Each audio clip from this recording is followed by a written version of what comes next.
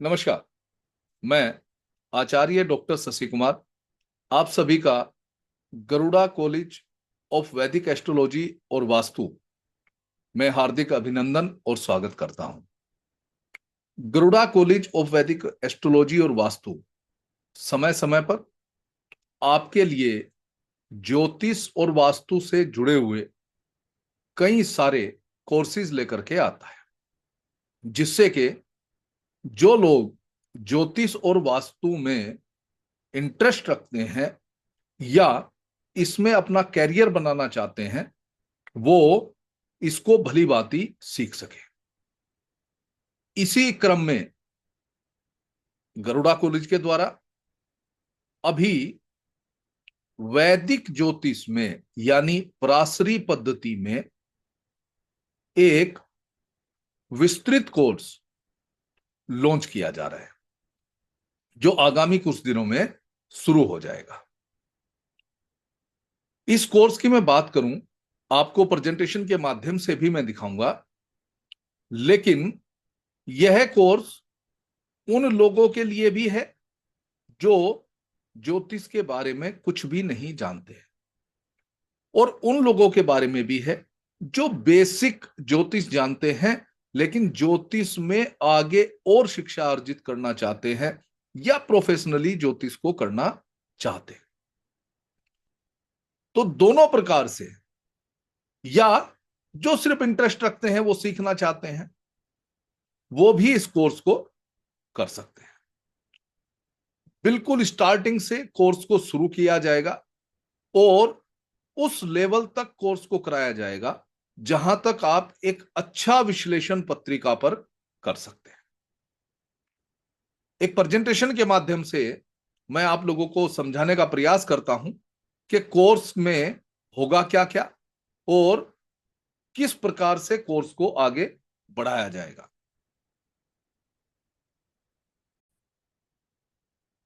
Okay, सबसे पहले जैसे मैंने बताया कि गरुड़ा कॉलेज ऑफ वैदिक एस्ट्रोलॉजी और वास्तु की तरफ से वैदिक एस्ट्रोलॉजी आचार्य कोर्स ये लॉन्च किया जा रहा है, जिसका ड्यूरेशन लगभग 3 महीने या अबव ही रहेगा।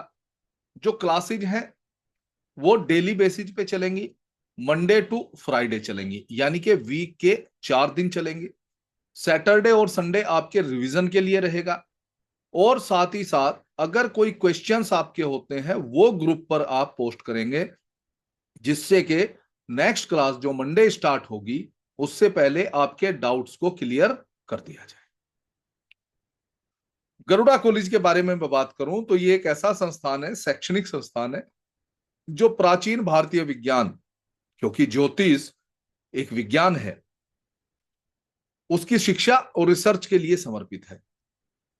ये कॉलेज ऐसे पाठ्यक्रम देता है, वैदिक ज्योतिष की पेचीदगियां जो हैं उनको गहराई से हम समझाते हैं।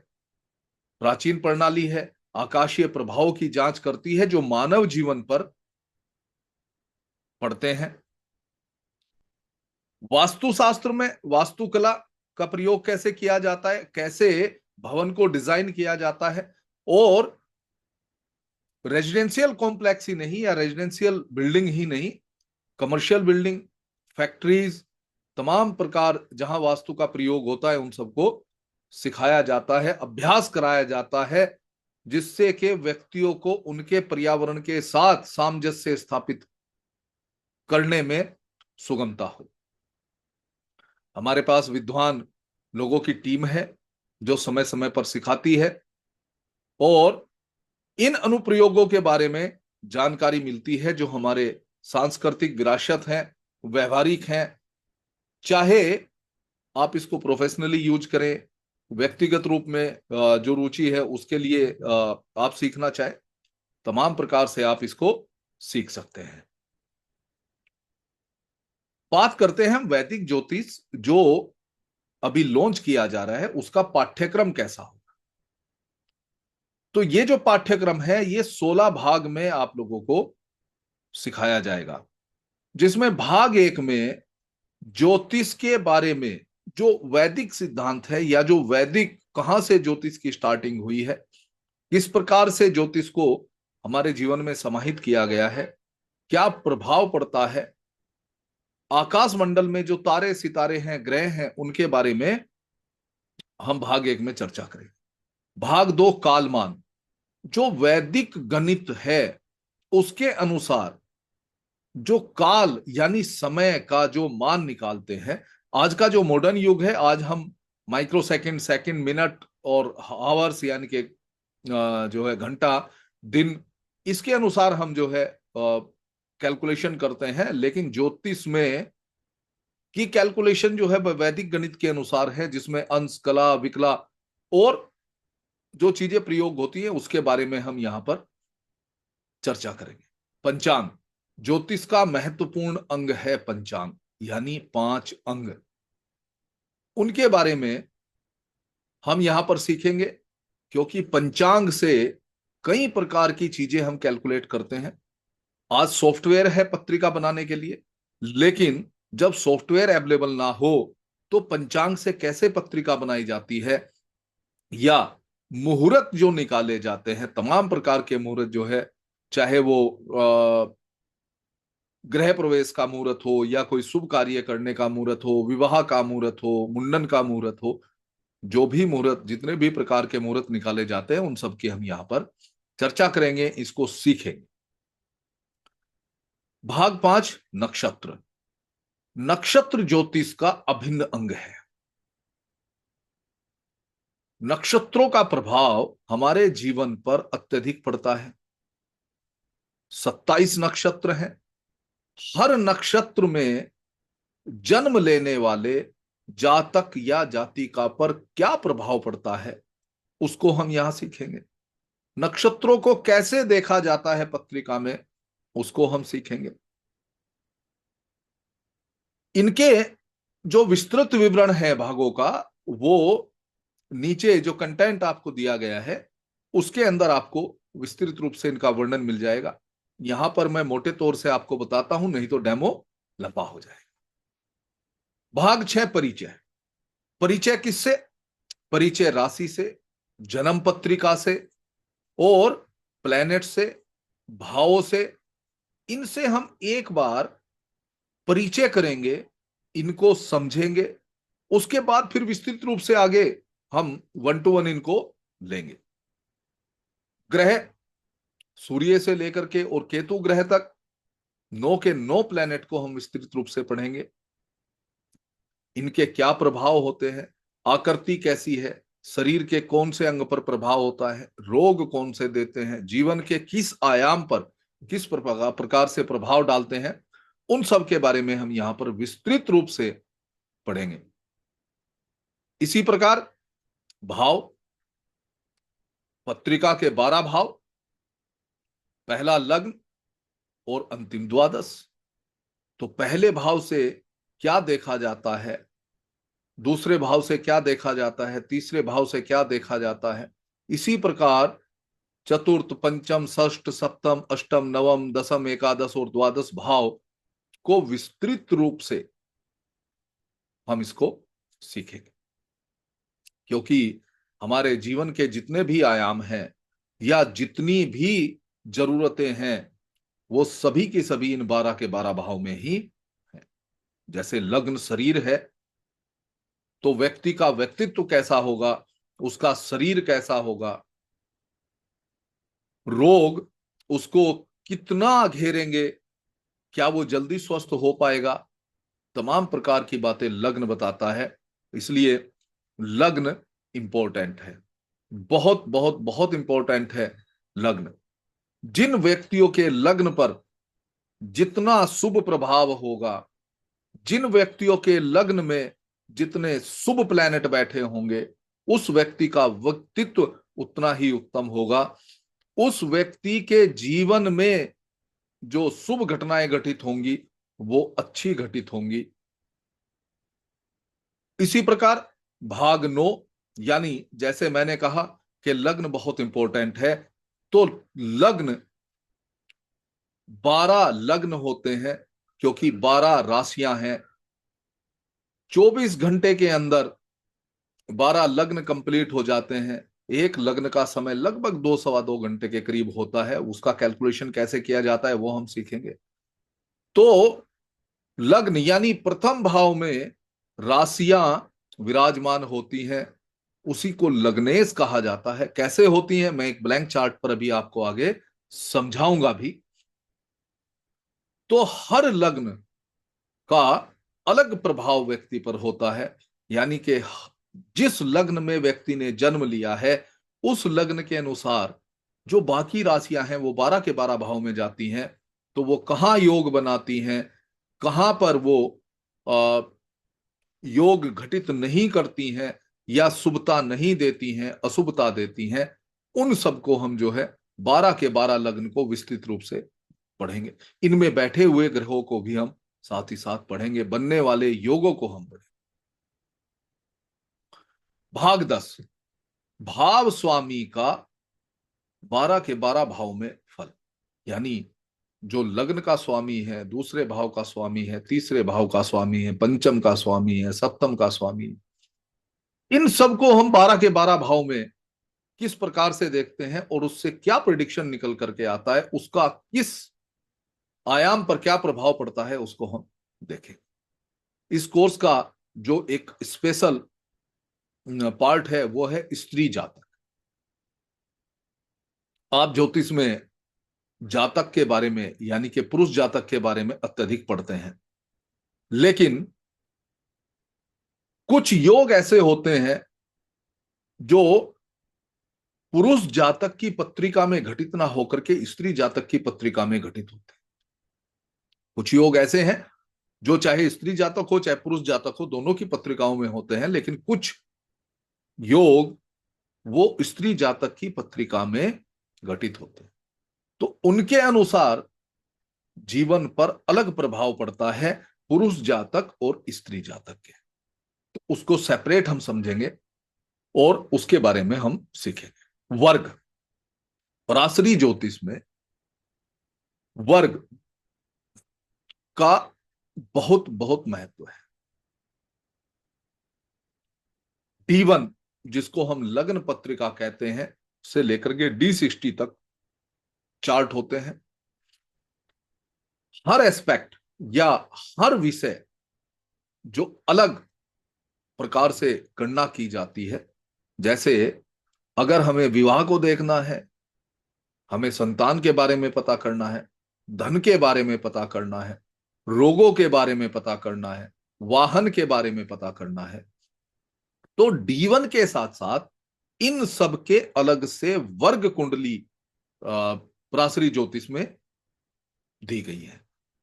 तो वो किस प्रकार से बनाई जाती है, उनसे किस प्रकार फलित किया जाता है, इसको हम वर्ग के जो भाग है भाग 12 इसमें हम सीखेंगे। जैसे विवाह के लिए D1 के साथ साथ D9 जो वर्ग है, वर्ग कुंडली है, उसको देखना अति आवश्यक है। संतान के लिए D1 के साथ साथ D7 जो संतान की वर्ग कुंडली है उसको देखना आवश्यक होता है। इसी प्रकार से बाकी जो वर्ग कुंडलियां हैं उनके बारे में भी हम सीखेंगे। दशा, D1 यानी कि लग्न पत्रिका हमारे जीवन में होने वाली घटनाओं के वादे यानी प्रोमिस को दिखाता है। पत्रिका में जहां जहां पर जो राशि गई है, जहां जहां पर जो प्लेनेट बैठे हैं, उनके योग से हमारे जीवन के तमाम जो एस्पेक्ट हैं या जो घटनाएं हैं वो घटित होती है। लेकिन वो घटित कब होंगी, इसके लिए वैदिक ज्योतिष में विंशोत्तरी दशा प्रणाली को बनाया गया है। विंशोत्तरी दशा प्रणाली के भी पार्ट हैं, जैसे दशा, अंतरदशा, प्रत्यंतर दशा, तीन को हम मुख्य रूप से लेते हैं। आगे भी इसके पार्ट हैं, उनके बारे में भी मैं आपको समझाऊंगा। लेकिन जन्म पत्रिका ने जब प्रोमिस किया कि ये घटना आपके जीवन में घटित होगी, लेकिन वो होगी कब, तो वो दशा, अंतरदशा और प्रत्यंतर दशा का कैलकुलेशन करके हम निकालते हैं। ये घटित होंगी, उसके लिए कुछ योग निर्मित हुए होंगे, तो उन योगों के बारे में हम पढ़ेंगे। कालपुरुष कुंडली से कौन कौन से योग निर्मित होते हैं, दो प्लेनेट जब इकट्ठे बैठते हैं तो कौन सा योग निर्मित होता है, तीन बैठते हैं तो क्या योग निर्मित होता है, चार बैठते हैं तो क्या योग निर्मित होता है, या इन प्लेनेट के योग, योग यानी जुड़ना, जुड़ना यानी युति से जो योग बनते हैं उनका जीवन पर क्या प्रभाव पड़ता है, उसके बारे पर हम इस भाग में विस्तृत रूप से सीखेंगे। गोचर। जब D1 चार्ट ने, यानी जन्म पत्रिका जिसको राशि चार्ट भी कहते हैं, उसने वादा दे दिया, प्रोमिस दे दिया, उसकी घटना को हमने दशा में जाकर के देखा कि कौन सी दशा उस घटना को घटित करने के लिए कह रही।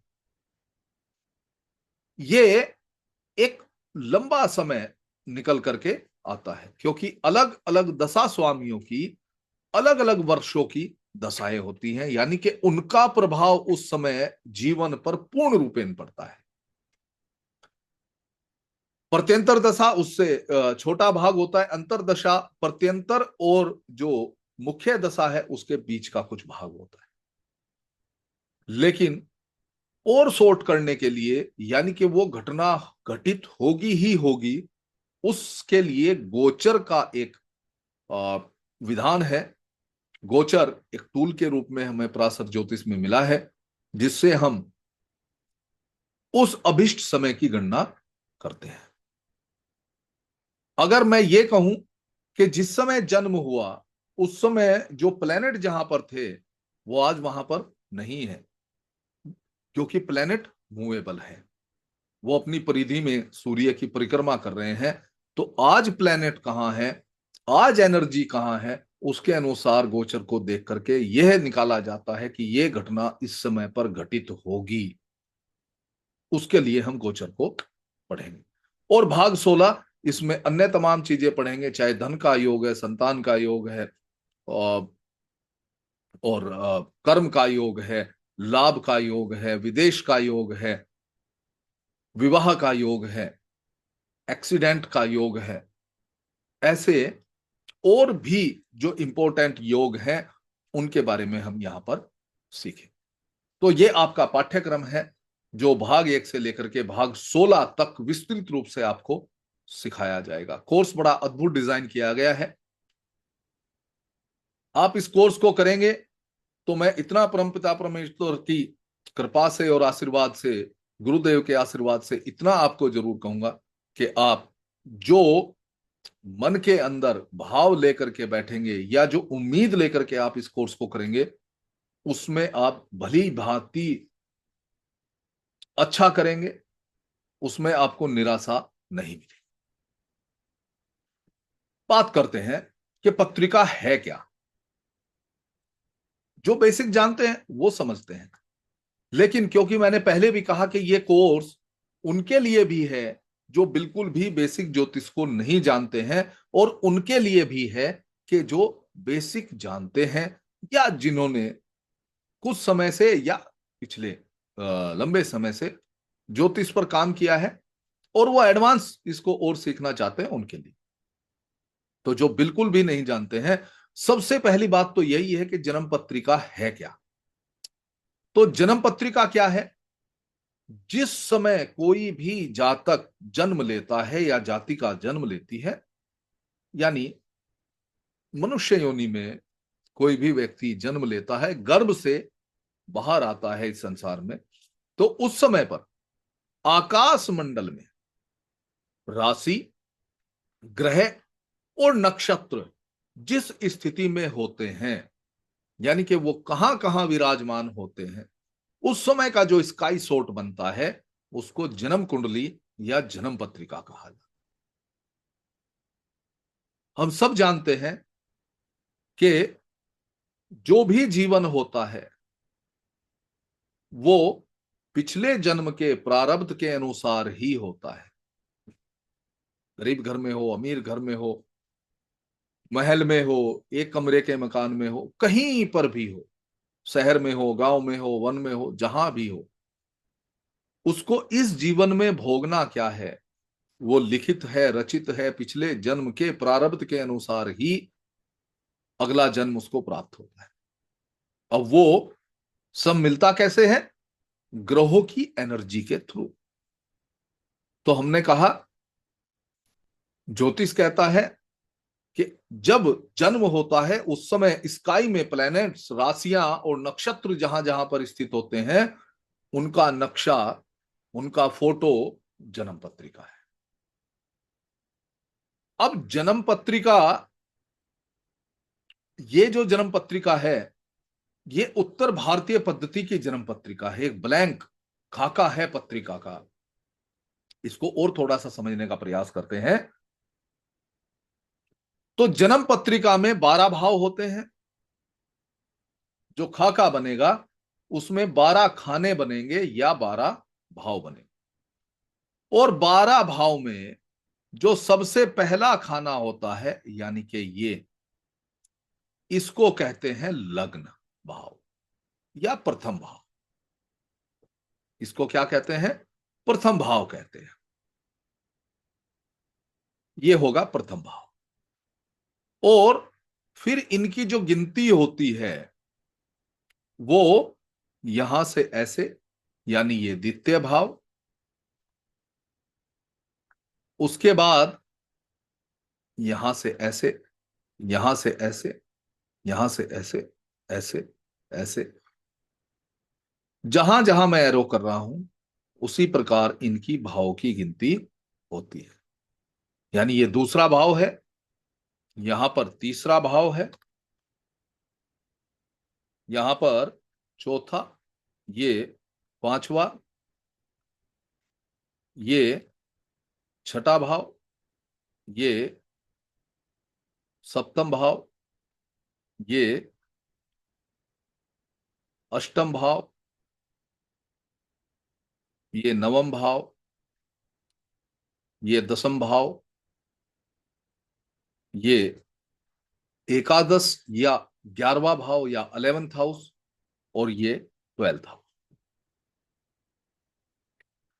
इन सभी भावों के अलग अलग कार्य हैं। यानी कि हमारे जीवन की जितनी चीजें हैं, जितनी जरूरतें हैं, चाहे वो जन्म स्थान है, चाहे वो परिवार है, बंधु बांधव हैं, दोस्त हैं, तमाम प्रकार के सुख हैं, शिक्षा है, संतान है, रोग ऋण शत्रु हैं, विवाह है, पार्टनर है, ससुराल है, या ऐसी गुप्त समस्याएं हैं, सीक्रेट जो हमारे साथ घटनाएं घटित होती हैं वो है, या मृत्यु है, जीवन है तो मृत्यु भी है, धर्म है, साथ ही साथ कर्म है, लाभ है और हानि भी है। तो ये सभी के सभी 12 के 12 भाव जिस क्रम में मैंने बताए हैं, उसी क्रम में अगर प्रथम भाव से देखेंगे तो उसी प्रकार से 12वें भाव तक ये घटित होते हैं। इनके साथ साथ और भी चीजें हैं, हमारे रिलेशंस हैं जो जीव रूप में हैं। जैसे मैंने कहा, बंधु बांधव हैं, कुटुंब है, माता है, पिता है, संतान है, पत्नी है, मामा है, ससुराल है, चाचा चाची हैं, वो सब इन्हीं 12 भाव से कैलकुलेट किए जाते हैं। उनके साथ संबंध कैसे होंगे, एक ही पत्रिका तमाम प्रकार से चीजों का वर्णन करती है जीवन में। अब इसी के अंदर राशियां आती हैं। राशियां कैसे हैं? 1 से 12 तक राशियां हैं। पहली राशि मेष और अंतिम राशि मीन कही जाती है, जिनके बारे में हम डिटेल में आगे पढ़ेंगे। तो राशियों के सीरियल नंबर होते हैं 1 2 3 4 5 6 7 8 9 10 11 और 12। यहां इस पहले भाव में जो भी राशि आती है, 1 से लेकर के और 12 तक कोई भी राशि आ सकती, उसको कहते हैं लग्न। इसको क्या कहते हैं? लग्न। तो क्या कहा जाता है कि अगर यहां पर 3 नंबर राशि राशि आ जाती है तो कहा जाएगा कि मिथुन लग्न है, क्योंकि 3 नंबर राशि मिथुन होती। तो इस व्यक्ति का लग्न क्या है? मिथुन लग्न है। अब राशियां, जैसे यहां 3 नंबर राशि आ गई तो यहां पर 3 ही क्यों आई, या यहां पर 4 ही क्यों आएगी, 1 ही क्यों आएगी, 5 ही क्यों आएगी? जब जातक का जन्म होता है, पूर्व दिशा में, पूर्व दिशा में जो भी राशि उस समय उदित हो रही होती है या जो लग्न उदित हो रहा होता है, मैंने कहा कि 24 घंटे में 12 के 12 लग्न उदित होते हैं, वही राशि यहां पर आ जाती है और क्रमवार एंटी क्लॉक फिर बाकी राशियां लिख दी जाती हैं। जैसे यहां 3 आई तो अब यहां 4 आ जाएगी, यहां पर 5 आ जाएगी, यहां पर 6 आ जाएगी, यहां पर 7 आ जाएगी, इसी क्रम में यहां पर 2 नंबर राशि और ये चक्र कंप्लीट। अब उस समय जो प्लैनेट्स हैं वो जहां जहां स्थित हैं वो वहीं वहीं उसी उसी राशि में लिख दिए जाते हैं। जैसे ये 6 नंबर राशि है और अगर बुध ग्रह यहां पर है, इस राशि में है, तो बुध ग्रह यहीं पर आ जाता है। अब बात आती है नक्षत्र की। बुध ग्रह किसके नक्षत्र में है वो कैलकुलेट किया जाता है और वह नक्षत्र भी यहां पर लिख दिया जाता है। साथ ही साथ प्लैनेट कितनी डिग्री पर बैठे हैं वो भी यहां पर लिखा जाता है। क्यों? इसके बारे में भी जानना जरूरी है, क्योंकि अगर हम पूरी अर्थ की बात करें तो ये अर्थ 360 डिग्री की होती है। 12 भाव ही क्यों बने उसके बारे में भी जानना जरूरी है। 360 डिग्री की अर्थ है और 12 भाव हैं। अगर 12 से 360 को डिवाइडेड किया जाए तो एक भाव 30 डिग्री का बनता है। कितने डिग्री का बनता है? 30 डिग्री का। तो हर प्लेनेट वो कहीं भी बैठेगा वो 0 से और 30 डिग्री के बीच ही बैठेगा, इसलिए उसी के साथ यहां पर उसकी डिग्री भी लिखी जाती है। मान लीजिए वो 15 डिग्री 35 मिनट का है तो यहां पर लिख दिया जाए। कैसे इनका कैलकुलेशन फिर किया जाता है, क्या प्रभाव आता है, वो हम आगे बात करेंगे, क्योंकि उच्च और नीच एक कॉन्सेप्ट है, उसमें इनका प्रभाव पड़ता है, दृश्यकांड पर इनका प्रभाव पड़ता है और भी तमाम चीजों पर इनका प्रभाव पड़ता है, उसके बारे में हम जो है सीखेंगे। अब बात आती है कि क्या पूरे भारत में एक यही पत्रिका आती है? मैंने जैसा पहले भी कहा कि ये उत्तर भारतीय पत्रिका है, यानी उत्तर भारत में इस प्रकार का फॉर्मेट पत्रिका के लिए यूज किया जाता है। इसके अलावा भारत में जो प्रचलित फॉर्मेट है कुंडलियों के, वो कौन कौन से हैं? ये नॉर्थ इंडिया स्टाइल है और ये जो बीच में आप देख रहे हैं ये ईस्टर्न इंडिया स्टाइल है। कैसे बनाया जाता है इसके बारे में हम आ, सीखेंगे कोर्स के दौरान। और ये जो तीसरा यहां आप देख रहे हैं ये साउथ इंडिया स्टाइल है। इसके अंदर बीच में जगह खाली रहती है और ये एक चक्र ऐसे बनता है जैसे हमने अपनी साउथ इंडियन स्टाइल में देखा था कि कैसे यहां से यहां, फिर यहां से यहां, यहां से यहां, ऐसे हम चले थे।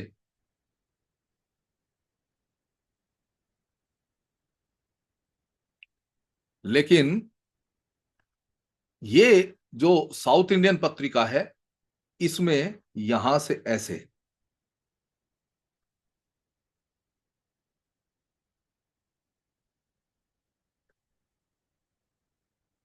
ऐसे चला जाता है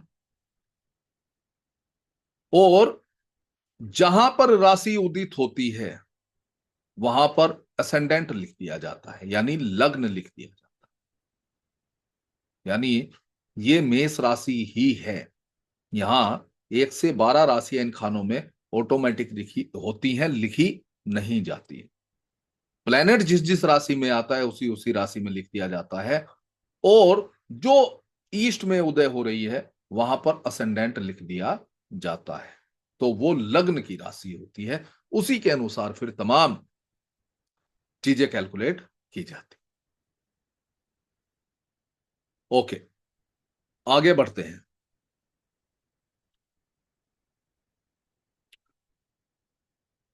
सूर्य ग्रह, सूर्य ग्रह को जो ग्रहों का सौर मंडल को कह लीजिए या जो ग्रहों का एक मंत्रिमंडल कह लीजिए, उसमें इसे राजा कहा जाता है। राजा। और अगर हम प्रकृति में भी देखें, हम धरती के ऊपर भी रह करके देखें तो सूर्य नेचुरल ऊर्जा प्रदान करता है।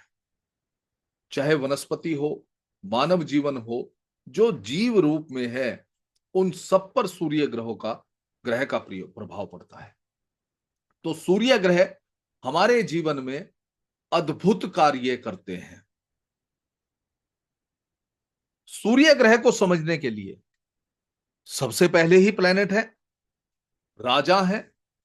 तो अगर इनको समझा जाए व्यक्ति के व्यक्तित्व में, तो इसका मतलब व्यक्ति राजा की तरह होगा। जिसके ऊपर सूर्य का प्रभाव होगा वो व्यक्ति राजा की तरह होगा। राजा की तरह मतलब क्या होगा? उसके अंदर अभिमान होगा, उसके अंदर राजा से रिलेटेड सभी प्रकार के बातें आपको दिखाई देंगी। अगर आकृति की हम बात करें कि यानी कि अगर लग्न में सूर्य है या लग्ने सूर्य है, तो किस प्रकार से व्यक्ति की आकृति होगी, उसका चेहरा कैसा होगा, उसका शारीरिक रूप रंग कैसा होगा। सूर्य आत्मा भी है, सूर्य रोबिलापन भी है, आभा जिसको कहते हैं वो भी है। तो सूर्य का जो जीव है उसको सिंह कहा जाता है, और जो सूर्य की राशि है उसको भी सिंह ही कहा जाता है। तो ऐसा व्यक्ति कहीं ना कहीं सिंह की आकृति से रिलेटेड उसका चेहरा हो सकता है, थोड़ा सा चौड़ा हो सकता है या अंडाकार रूप में हो सकता है। ऐसा व्यक्ति गेहुए रंग का हो सकता है। अब जैसे रोबीला कहा, आकर्षण कहा, तो उसके अंदर एक चुंबकीय आकर्षण हो सकता है, उसके कंधे चौड़े होंगे। वह व्यक्ति कभी भी नीचे देख करके नहीं चलेगा, शारीरिक जो हड्डियां होती हैं वे विकसित होंगी। अगर उसके गुणों की बात करें तो ऐसा व्यक्ति उत्साही होगा, एनर्जेटिक होगा। राजा एनर्जेटिक होता है भाई, क्रिएटिव होगा, साहसी होगा, खुशमिजाज होगा, ऊर्जा से भरपूर होगा। अगर मैं ये कहूं कि फुल्ली एनर्जेटिक होगा। लेकिन राजा में घमंड भी होता है, तो कहीं ना कहीं उसके अंदर थोड़ा सा घमंड भी दिखाई देगा। सूर्य से संबंधित जो रोग हैं उनके बारे में बात करें तो क्योंकि लग्न में अगर सूर्य है तो सिर की पीड़ा से संबंधित रोग दे सकता है, फीवर दे सकता है, हड्डियों में पेन दे सकता है, पूरे शरीर के अंदर पेन रहना। हम वैसे भी क्या कहते हैं कि अगर पूरे शरीर में दर्द रहता है, हड्डियों में दर्द रहता है, तो विटामिन डी की कमी हो जाती है। और विटामिन डी हमें कहां से मिलता है? सूर्य से मिलता है। हृदय से रिलेटेड भी रोग हो सकता है। आंखों से रिलेटेड जो हमारी राइट आई है वो सूर्य से रिप्रेजेंटेड होती है, और लेफ्ट आई पर चंद्रमा का अधिकार हो सकता है, होता है। तो इसलिए अगर सूर्य खराब है तो उसको दाहिने नेत्र से संबंधित समस्याएं हो सकती। सूर्य अगर खराब है तो बिना मतलब का ईगो व्यक्ति के अंदर दिखाई देगी, अहंकार दिखाई देगा, बिना मतलब दूसरों को नीचा दिखाएगा, छोटी छोटी बात पर भड़केगा। इस प्रकार से हम सूर्य से रिलेटेड व्यक्ति के व्यक्तित्व को समझ सकते हैं।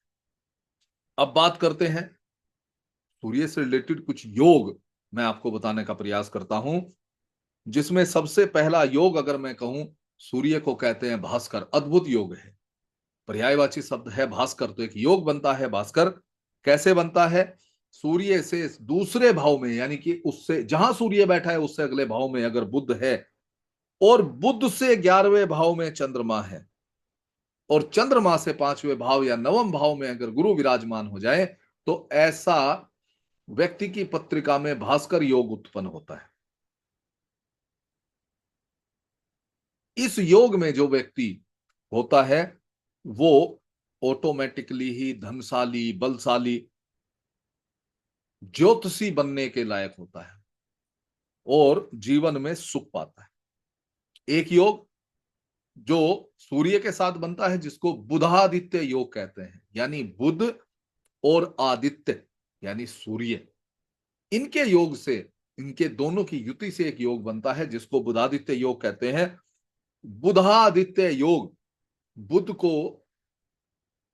शिक्षा भी कहते हैं, बुद्ध को बुद्धि भी कहते हैं। तो बुद्धि और राजा यानी आदित्य यानी सूर्य का जब योग बनता है तो ये एक अद्भुत योग बन जाता है। ऐसा व्यक्ति बहुत बुद्धिमान होता है, चतुर होता है, प्रसिद्ध होता है। तो टीचिंग के पैसे में बड़ा अच्छा करता है, बैंक में बड़ा अच्छा करता है, वकील हो सकता है, अकाउंटेंसी में जा सकता है, या लेखक हो सकता है।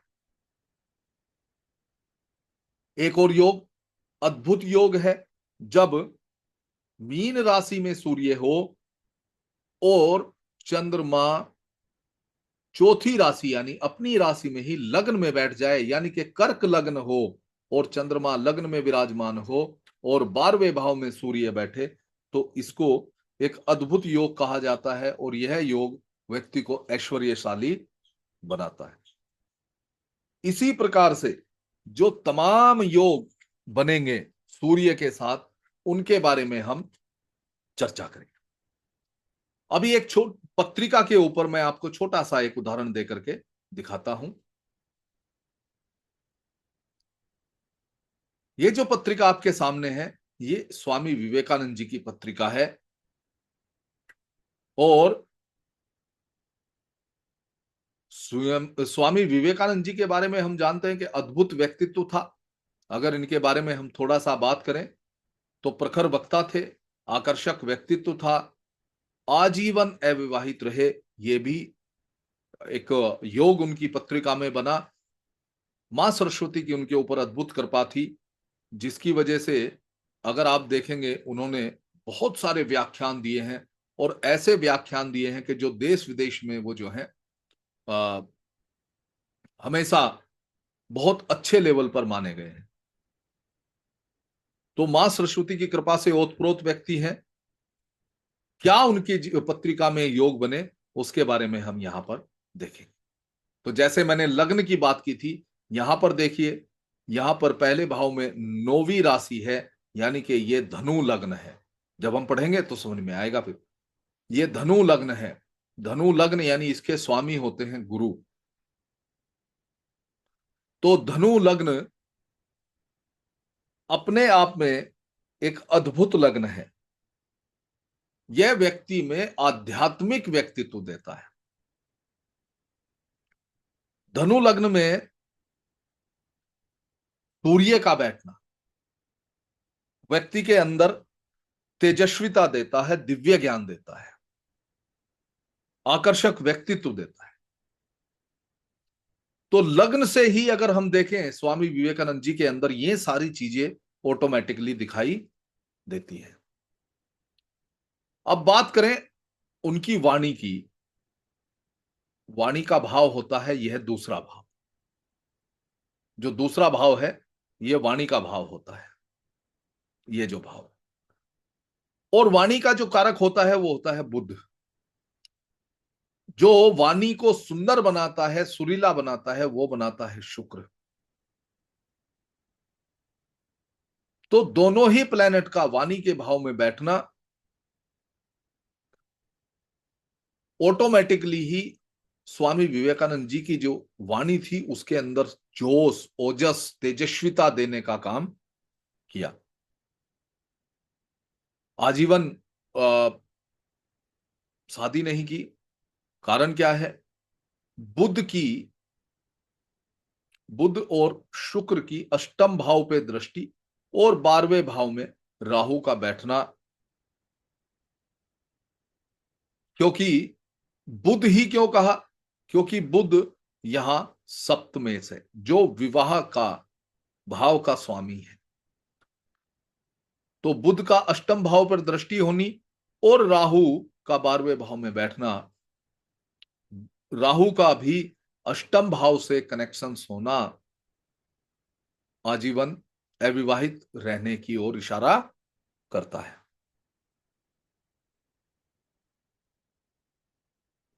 इनकी वाणी के बारे में तो क्या ही कहा जाए, कितना जोश था। वो हम देखते हैं कि सुनने पर इन्होंने कई दिन तक विदेश में भाषण दिया। हाँ, विदेश विदेश का योग और विदेश में कीर्ति मिलने का योग, ये भी दोनों चीजें अपने आप में बहुत अद्भुत हैं। 12वें भाव में राहु का बैठना ऑटोमेटिक विदेश यात्रा या विदेश योग का निर्माण करता है।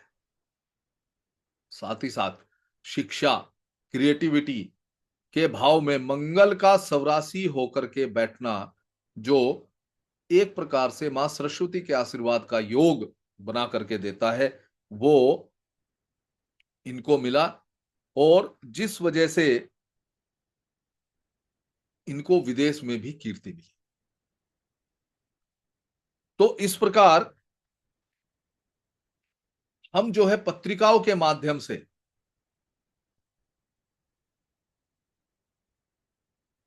कोर्स में लिटरेचर के माध्यम से नहीं, यानी कि सिर्फ पढ़ने ही पढ़ने के माध्यम से नहीं, हम जो है